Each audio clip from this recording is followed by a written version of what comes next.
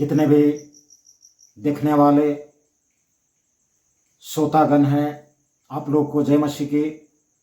और इस समय हम लोग एक विशेष परमेश्वर की वचन से देखने वाले हैं।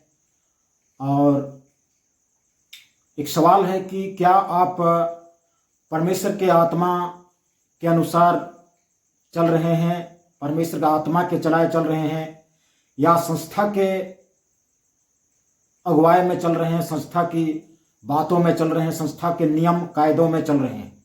आज संसार में 90% लोग आज संस्था के नियम कायदा, उसकी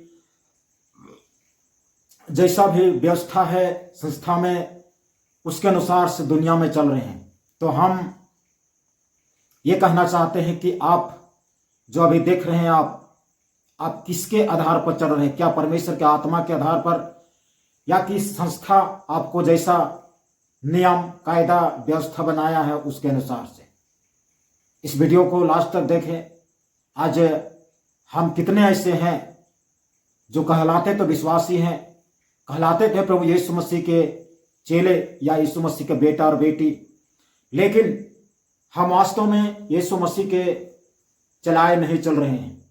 संस्था, pope, bishop, reverend, pastor, father, ये लोग जैसे जैसे नियम को देते हैं, नियम को बनाते हैं, वो भी बाइबल से बाहर उसके अनुसार से हम लोग चल रहे हैं। सबसे पहले एक वचन हम पढ़वाना चाहते हैं और वो मिलता है रोमियो का 8:14। रोमियो 8:14 में हम लोग यहां पर देखे पढ़ेंगे। इसलिए कि जितने लोग परमेश्वर के आत्मा के चलाए चलते हैं वे ही परमेश्वर के पुत्र हैं। हम कहलाते हैं परमेश्वर के पुत्र, यीशु मसीह का बेटा और बेटी। और यदि हम परमेश्वर के आत्मा के चलाए नहीं चलते हैं तो हम परमेश्वर का बेटा बेटी या यीशु मसीह का बेटा बेटी नहीं कहलाएंगे। ये बाइबल वचन हमको बता रहा है। अब जाने कि संस्था आज किस प्रकार से अपना नियम को, विधि को दुनिया में, संसार में, कलीसिया में, अपने चर्च में जो है लागू कर रहे हैं, जिसमें परमेश्वर का उससे कोई लगाव नहीं है, परमेश्वर की आत्मा को वहां पर कोई नाता नहीं है। सब कुछ मनुष्य द्वारा बनाया गया नियम और कानून वहां पर पाया जाता है। एक व्यक्ति का बपतिस्मा जब होता है तो उस बपतिस्मा में जो है क्या परमेश्वर की आत्मा जो हमें दिया गया है उसके अनुसार से होता है कि नहीं होता है? परमेश्वर का आत्मा हमें जब प्रभु यीशु मसीह इस धरती से स्वर्ग चला गया और उस समय अपने चेलों को बोल गया कि मैं तुम लोग के लिए सहायता के लिए पवित्र आत्मा भेजूंगा और वो पवित्र आत्मा तुम लोग को सिखाएगा, आने वाले बातें बताएगा, कैसे करना है। ये पवित्र आत्मा हमेशा लीड करेगा, अगुवाई करेगा। यूहन्ना रचित सुसमाचार उसका 16:13 में कहता, परंतु जब वह अर्थात सत्य का आत्मा आएगा तो तुम्हें सब सत्य का मार्ग बताएगा, क्योंकि वह अपनी ओर से ना कहेगा परंतु जो कुछ सुनेगा वही कहेगा और आने वाली बातें तुम्हें बताएगा।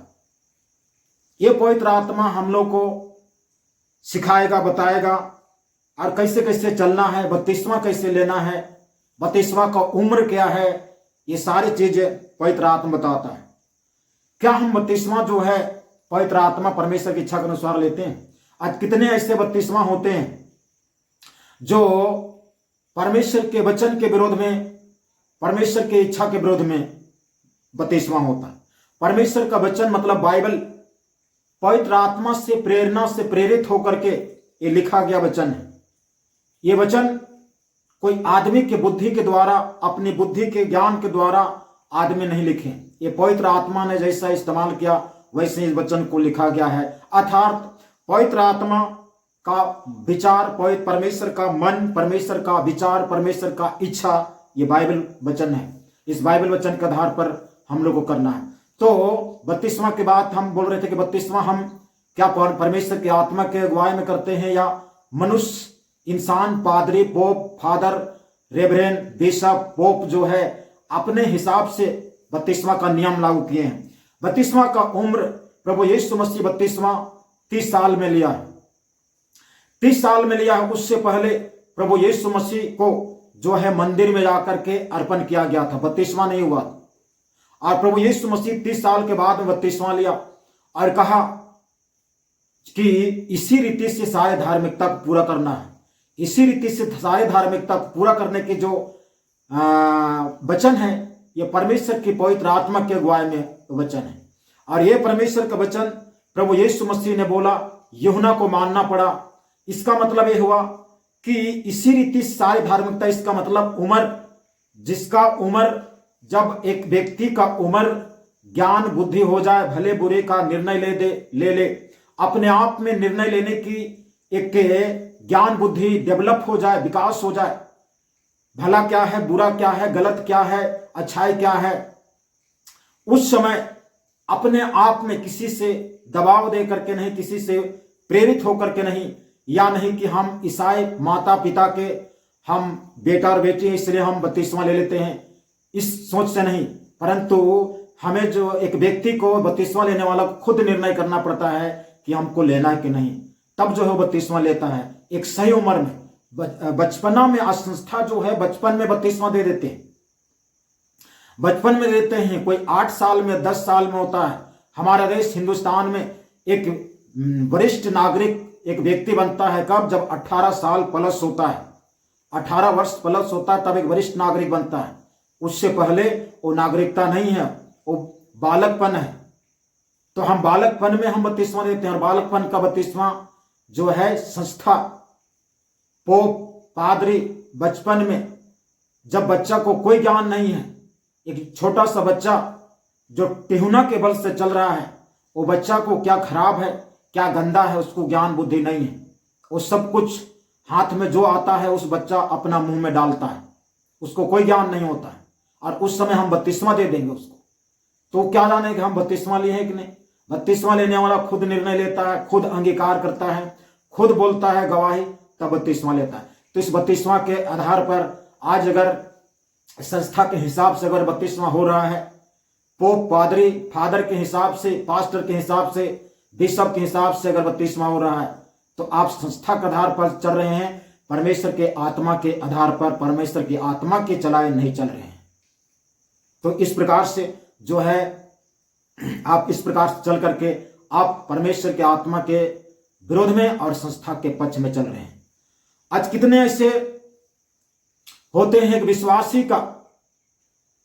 का जीवन, श्रृंगार, पहनावा किस प्रकार से होने चाहिए। परमेश्वर की आत्मा के अनुसार एक विश्वासी का जीवन, जो पहनावा, जो ओढ़ावा है, श्रृंगार है, सजावट है, ये किस प्रकार से होने चाहिए। देखिए बाइबल पहला पत्रस की पत्री उसका 3 अध्याय उसका 3 से देखेंगे तो लिखा, तुम्हारा श्रृंगार दिखावटी ना हो, अर्थात बाल गूंथना और सोने के गहने या भांति भांति के कपड़े पहनना, वरन तुम्हारा छिपा हुआ और गुप्त मनुष्यता, नम्रता और मन की दीनता की अविनाशी सजावट से सुसज्जित रहे, क्योंकि परमेश्वर की दृष्टि में इसका मूल्य बड़ा है। पूर्व काल में पवित्र स्त्रियां भी जो परमेश्वर पर आशा रखते थे, अपने आप को इसी रीति से संवारती और अपने आप को पति के अधीन रहती थी। यह है सजावट। ये पवित्र आत्मा के पक्ष में, ये परमेश्वर की आत्मा के चलाए चलने वाला का पहनावा, श्रृंगार, ये इस प्रकार से मनुष्य का श्रृंगार, हम स्त्री या पुरुष हो, सबका श्रृंगार कोई अलग, स्त्री पुरुष में श्रृंगार और पहनावा भले स्त्री का अलग हो, लेकिन श्रृंगार में कोई ये चीज नहीं है, क्योंकि यहां पर लिखा हुआ है कि तुम्हारा श्रृंगार दिखावटी ना हो। जो सोने का गहना, बाल गुथना, ये करना, भांति भांति के बहुमूल्य कपड़ा पहनना, ये दिखावटी नहीं है। परंतु छिपा हुआ मनुष्य और गुप्त मनुष्य जो नम्रता और दीनता अविनाशी सजावट से सुसज्जित हो। क्योंकि पूर्व काल की स्त्रियां, पूर्व काल के परमेश्वर के बेटी स्त्रियां लोग जो है इस प्रकार से जो है पहन करके अपने अपने पति के अधीन रहती थी। ये है मनुष्य का श्रृंगार। आप कहिए कि एक जगह का वचन में ही कैसे सिद्धांत बन जाएगा, कैसे इसको मान लेंगे। हम और आपको पढ़वाते हैं और एक जगह पर देखते हैं।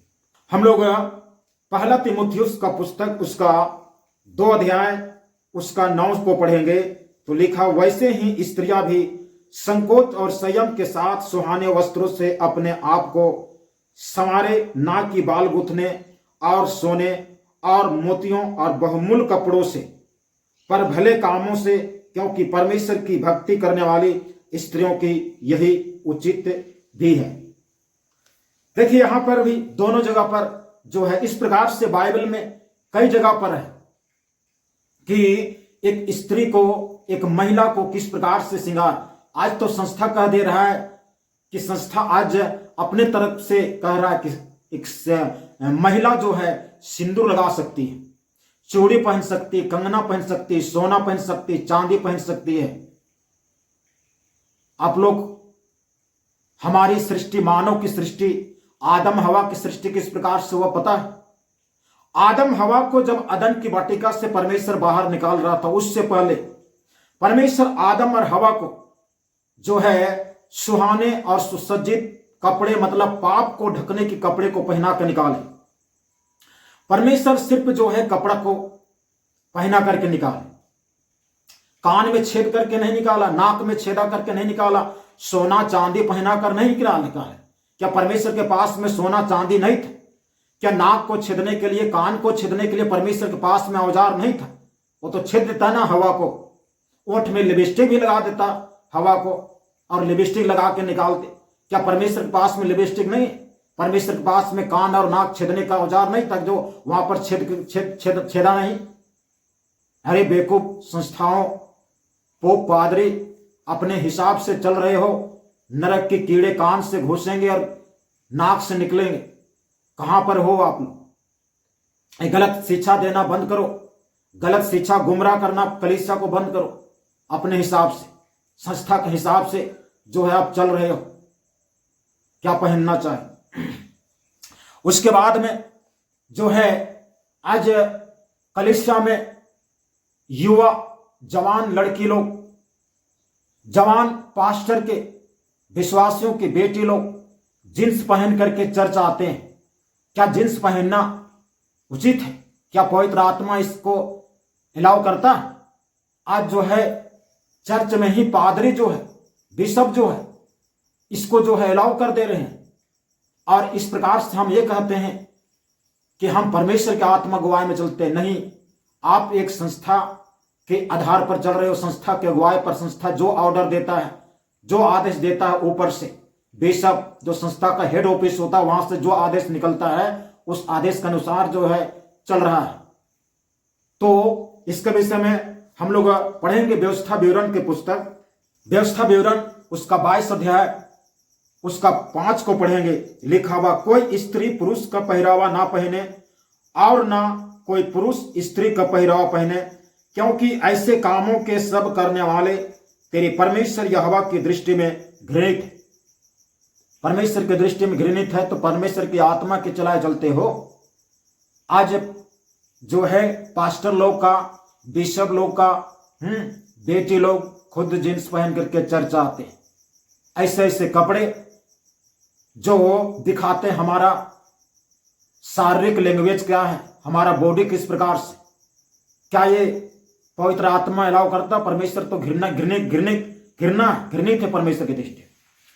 आप तो जो है संस्था का जो है इस प्रकार से संस्था चला रहे हो और इस प्रकार के ऑर्डर दे रहे हो। तो इस प्रकार से आज कितने ऐसे कलीसिया में हैं जहां पर बपतिस्मा दे देते हैं, लेकिन ये सब पहनना है कि नहीं, आज इसको सलाह नहीं देते हैं। और आज विश्वासी जैसे संसार में जो है भरपूर श्रृंगार, भरपूर जो है आभूषण पहनते थे, उसी प्रकार से आज भी जो है विश्वास मानने के बाद में, बपतिस्मा लेने के बाद में सिंदूर लगा रहे हैं, चूड़ी गहना दुनिया भर का, होंठ में लिपस्टिक लगा लगा करके और चर्च आ रहे हैं। क्यों इस प्रकार से किया जा रहा है? आप पवित्र आत्मा के चलाए नहीं चल रहे हैं, आप जो है संस्था के आधार पर चल रहे हैं। और वैसे विश्वासी पूछिए कि आप क्यों ऐसा करते हैं, तो बोलेगा कि हम जहां बपतिस्मा लिए हैं, जिस पास्टर ने हमको बपतिस्मा दिया है, वो पास्टर हमको मना नहीं किया है, क्योंकि वहां पर ऐसा चलता है। बताइए, वहां वो ऐसा चलता है? क्या परमेश्वर के राज में चलता है? परमेश्वर के यहां चलता है? यहां तो लिख दिया है कि घृणित। तो इस प्रकार से हम लोग किस भूल भुलैया में? क्या आप संस्था के आधार पर नहीं चल रहे? क्या संस्था के नियम के अनुसार नहीं चल रहे? आज कितने ऐसे आज चर्चे हैं, हम नाम लेना नहीं चाहते हैं, कितने ऐसे चर्च हैं जहां पर संडे की आराधना के वचन, पास्टर जो संडे का आराधना में जो वचन प्रचार करेगा, वो प्रचार जो है, वो वचन जो है संस्था का हेड ऑफिस से जो है पारित होता है, और वहां से वो वचन का कोड जो है भेजता है, बिशप हो, पोप हो, वो भेजता है वहां से पास्टर के पास में, जो अपने कलीसिया में उस वचन को जो है प्रचार करे। इस प्रकार से दुनिया में चल रहा है। आज बाइबल जो है परमेश्वर की पवित्र आत्मा की प्रेरणा से रचा गया है, और यह एक सही और परमेश्वर की इच्छा के अनुसार से है। लेकिन अभी जो है बाइबल, कितने ऐसे कलीसिया, कितने ऐसे क्रिश्चियनों के पास में ऐसे बाइबल है जो पवित्र आत्मा के विरोध में वो बाइबल छपा हुआ है। आज जो है कितने ऐसे क्रिश्चियन लोग कहते हैं कि प्रभु यीशु मसीह जो है काना नगर में जो है पानी से दाखरस बनाया, इसको वो लोग गलत अर्थ बता करके कहते पानी से उसको दारू बनाया, दाख मधु बनाया, दारू बनाया, मड़िया बनाया, तो हम लोग क्यों नहीं पी सकते हैं? अरे बेवकूफ सब, ये सब कौन नियम बताया?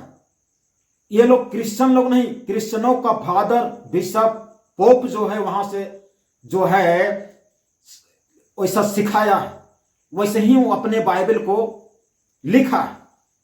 पोप जो है, प्रभु यीशु मसीह जिस महिला से जन्म लिया था, उस महिला को मां बोलते हुए ऐसा छपाया बाइबल को। ये क्रिश्चियनों का पोप का काम है कि ऐसा छाप देते हैं बाइबल में, जिसपे क्रिश्चियन लोग कहते हैं कि यीशु मसीह जो है अपनी मां को मां बोला, इसलिए यीशु मसीह से अधिक मरियम को और जोसेफ को मानना चाहिए, इसलिए मरियम से भी प्रार्थना करते हैं और जोसेफ से प्रार्थना करते हैं। बेवकूफ सब, इतना बुड़बक कहां से हो गए आप लोग आज की तकनीकी और प्रौद्योगिकी के युग में, कि आज हमें समझने की जरूरत है। इसलिए प्रभु यीशु मसीह कम, इसलिए मरियम को ज्यादा मानते हैं, मरियम से प्रार्थना करते हैं। अरे हमारे और आपके समान मरियम भी एक पापी इंसान थी, और उसको भी उद्धार पाने के लिए उसको भी प्रभु यीशु मसीह का उद्धार छुटकारा की जरूरत है। हमारा बाइबल में वो चीज नहीं लिखा हुआ है कि यीशु मसीह अपनी मां को मां बोला है। अपनी मां को यीशु मसीह महिला करके संकेत किया है, स्त्री करके संकेत किया है। क्या हम सिखा रहे हैं पोप, पादरी और बिशप लोग? तो इस प्रकार से संस्था के आधार पर दुनिया चल रहा है। एक दिन प्रभु यीशु मसीह जब आएगा, तो समझ लीजिए, एक दिन जब प्रभु यीशु मसीह आएगा, तो क्या आप समझ सकते हैं कि वो कलीसिया, वो मंडली, वो विश्वासी उठाए जाएंगे? मुश्किल है, ये तो नामुमकिन है कि उठाए जाएंगे। इसलिए जो है बहुत सारी बातें हैं बाइबल में, इसलिए आप समझिए कि हम संस्था के अगुवाई में चल रहे हैं या पवित्र आत्मा के अगुवाई में चल रहे हैं। यदि परमेश्वर का आत्मा के अनुसार चल रहे हैं तो हम सही जगह में हैं और सही परमेश्वर को मान रहे हैं। और यदि हम संस्था के आधार पर, संस्था के नियम के आधार पर चल रहे हैं तो हम गलत जगह में हैं। विश्वासी लोग, क्रिश्चियन लोग, मसीह लोग, आप लोग को तो ये होना चाहिए कि जो नियम और कायदा पादरी साहब, पोप, पास्टर, बिशप ने निकाला है, क्या वो नियम, वो व्यवस्था, वो नियम और विधि क्या बाइबल से मैच करता है, बाइबल से मिलता है? क्या इतना अंधे हो गए हैं आप लोग विश्वासी लोग? आप लोग बाइबल से क्यों नहीं मिलाते उस चीज को, और बाइबल से मिलाकर क्यों नहीं चलते? आज जो है पोप कुछ बोल दिया तो उसके पीछे चल दिए हो। अरे गलत टीचिंग में हो और गलत सिद्धांत में हो, इसके द्वारा दुष्ट आत्मा और शैतान प्रवेश कर रहा है आप लोग के जीवन में और परेशान डाल रहा है। आज जो है विश्वासी लोग को जागने की जरूरत है और इस जागृति में जाग जाने की जरूरत है, नहीं तो समय चला जाएगा, बाद में पछताने के सिवा और कुछ नहीं रहेगा। इसलिए जो है आप समझें कि हम किसके हिसाब से चल रहे हैं। इसके अलावा इसके आगे अगला एपिसोड में हम बताएंगे कि पवित्र आत्मा के चलाए चलने का क्या पहचान है, क्या चिन्ह है। हम यहीं तक रुकते हैं।